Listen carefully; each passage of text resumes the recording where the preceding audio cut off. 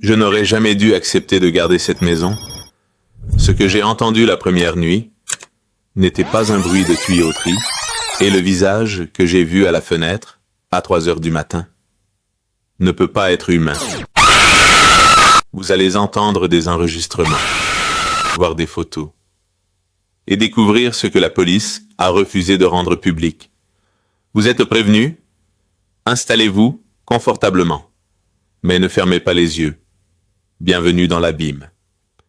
Si vous êtes nouveau ici, sachez que chaque histoire que je raconte est authentique, sourcée et choisie pour vous glacer le sang. Avant de commencer, un conseil. Mettez un casque. Les détails sonores que vous allez entendre changent tout.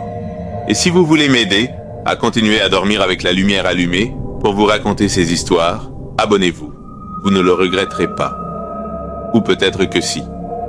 Avant de vous raconter mon histoire, il faut que vous compreniez où elle se déroule. Le hameau de Lozeret, dans les Cévennes. 40 habitants. Une église du XIIe siècle. Et une légende que les anciens refusant de raconter aux étrangers. On l'appelle la pleureuse des Cévennes. Une femme qui aurait perdu ses 7 enfants lors d'une épidémie de peste en 1720. Folle de douleur, elle aurait conclu un pacte avec une entité pour les retrouver. Le rituel a mal tourné. Depuis, elle errerait, cherchant des enfants là où il n'y en a pas, s'accrochant aux vivants. Samuel, mon ami, ne m'avait jamais parlé de cette légende. Mais je l'ai apprise plus tard en discutant avec le cafetier du village. Un homme qui a blêmi quand je lui ai dit le nom de la propriété. Tout a commencé en octobre 2019. Samuel, un ami d'enfance que je n'avais pas vu depuis des années, m'appelle. Il est devenu médecin et doit s'absenter pour un congrès urgent. Il cherche quelqu'un pour garder la grande maison de campagne qu'il vient d'acheter avec sa femme dans les Cévennes. Une propriété isolée à 20 minutes du premier village. Il me propose 300 € pour 3 jours. Pour un étudiant, fauché comme je l'étais, c'était une aubaine. Il me prévient juste, la maison est ancienne, elle a une ambiance un peu particulière, mais rien de méchant. Mensonge. Le premier.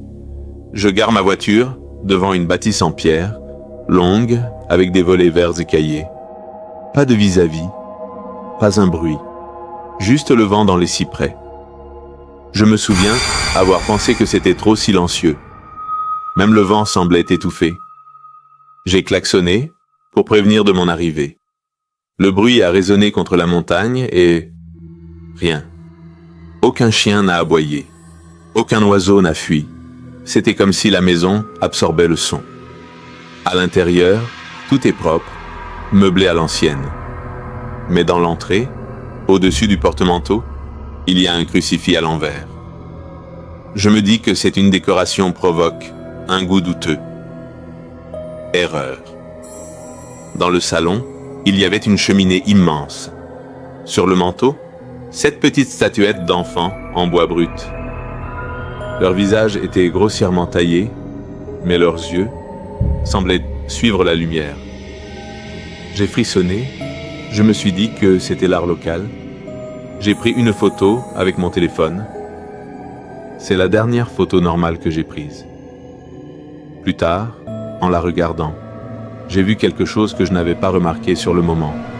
Une 8e statuette, plus grande, derrière les autres, qui n'était pas là quand j'ai inspecté la pièce.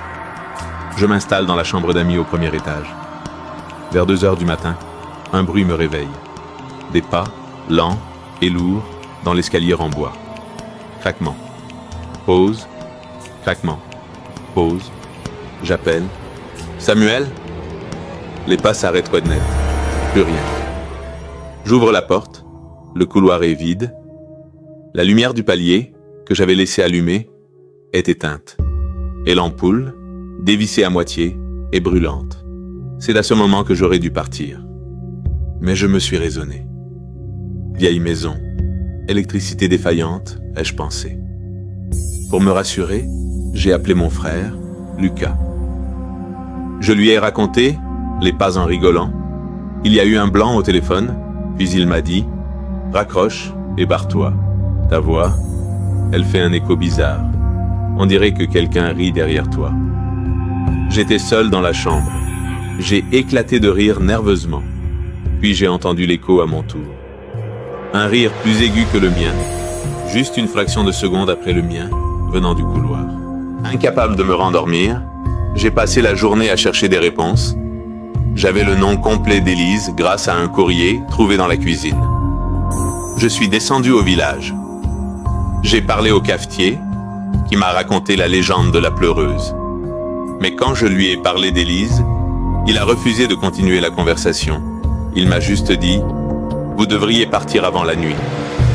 De retour à la maison, j'ai reçu un email étrange.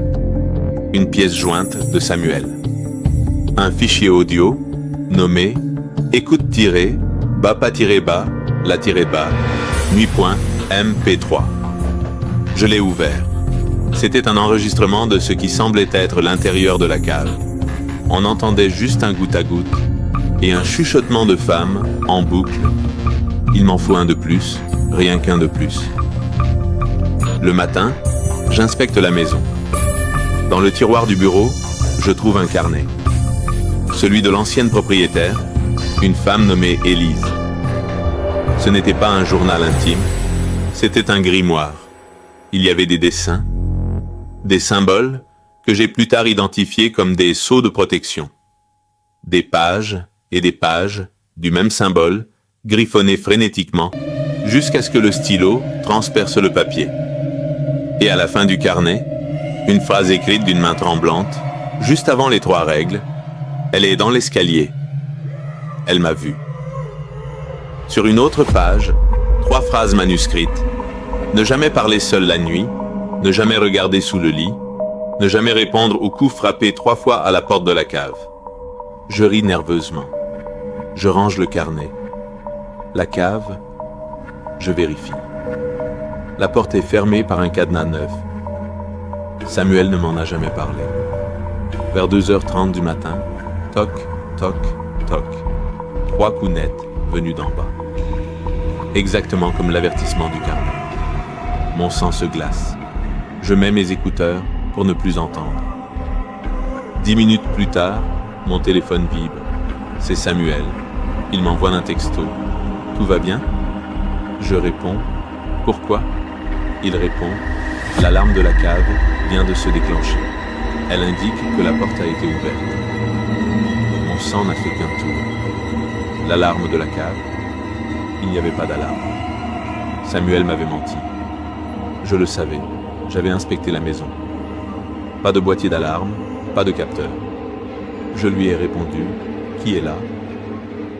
Le texto suivant m'a glacé le sang. Il ne venait pas du téléphone de Samuel. Le numéro était inconnu.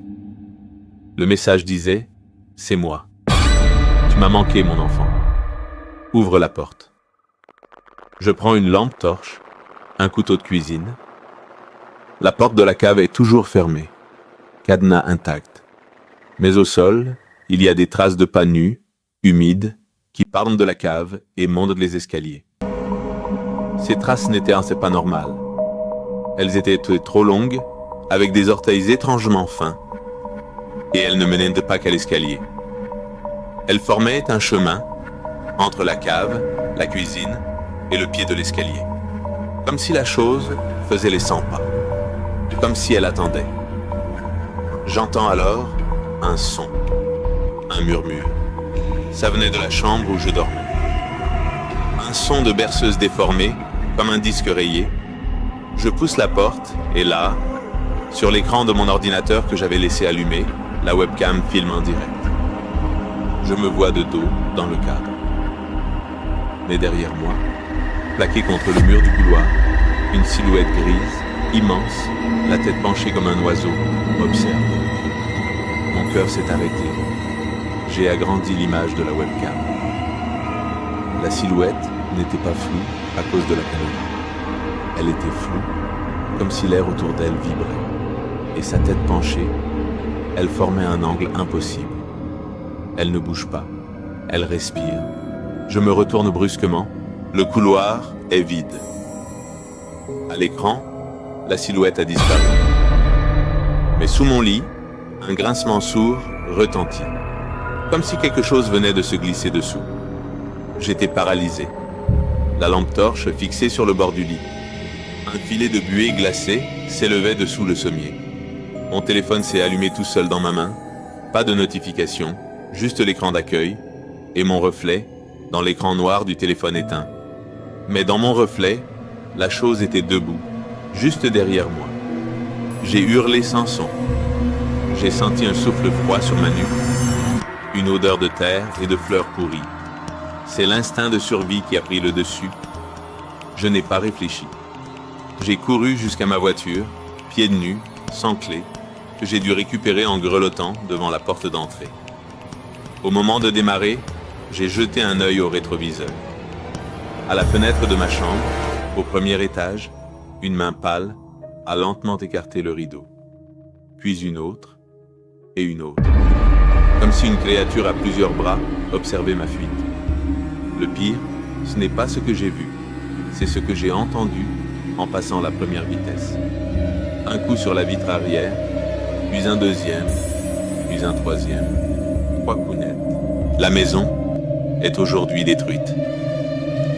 Mais parfois, je rêve encore de ce couloir, et je me réveille avec l'odeur de la terre humide. Sous mon lit.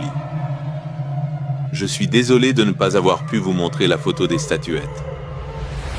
Je l'ai supprimée, parce qu'à chaque fois que je la regardais, la 8e statuette s'était rapprochée. Cette histoire est vraie. Les documents d'époque existent et je les ai mis en lien dans la description. Si cette histoire vous a glacé le sang, vous savez quoi faire. Abonnez-vous et activez la cloche.